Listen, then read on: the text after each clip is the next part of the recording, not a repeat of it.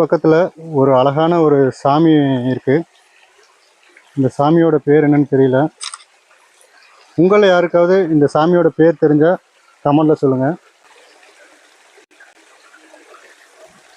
வெத்தலையாலேயே மாலை போட்டிருக்காங்க, வெத்தலை மாலை.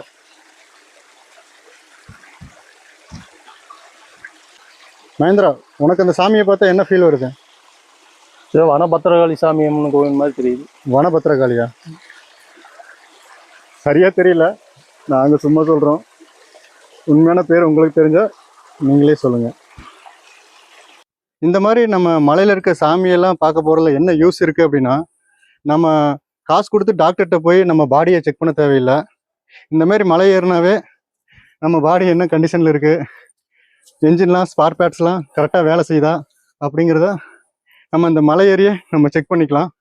அதுக்காகவாது எல்லாரும் இந்த மாரி மலையில் இருக்க சாமியை இந்த இயற்கையோடு கலந்து இயற்கையோடு ஒன்றி இந்த மாரி மலையில் இருக்க சாமியில் தரிசனம் பண்ணுங்க. இந்த மாதிரி மலை மேலே இருக்க கோயிலில் என்ன ஸ்பெஷல் அப்படின்னா, இது வந்து மனிதனால் உருவாக்கப்பட்ட சாமி இல்லை, அதுவாக சுயம்புவாக உருவான கோயில். அது மட்டும் இல்லாமல் நமக்கு முன்னாடி ரொம்ப முன்னோர்கள், சித்தர்கள், முனிவர்கள் அவங்கெல்லாம் இங்கே வந்து பூஜை பண்ணி வழிபட்ட ஒரு தலம். அது மட்டும் இல்லாமல் இந்த மலை மேலே இருக்க கோயிலில் பக்தி இருக்கவங்க மட்டும்தான் மேலே ஏறி சிவசிவாயா, ஓம் நமச்சிவாயா இந்த மாதிரி சொல்லிட்டு ஒரு பக்தியோடு வந்து தரிசனம் பண்ணுறவங்க மட்டும்தான் இருப்பாங்க. அதனாலே இந்த மாதிரி மலை மேலே இருக்க சாமிக்கு கண்டிப்பாக ஒரு பவர் இருக்கும்.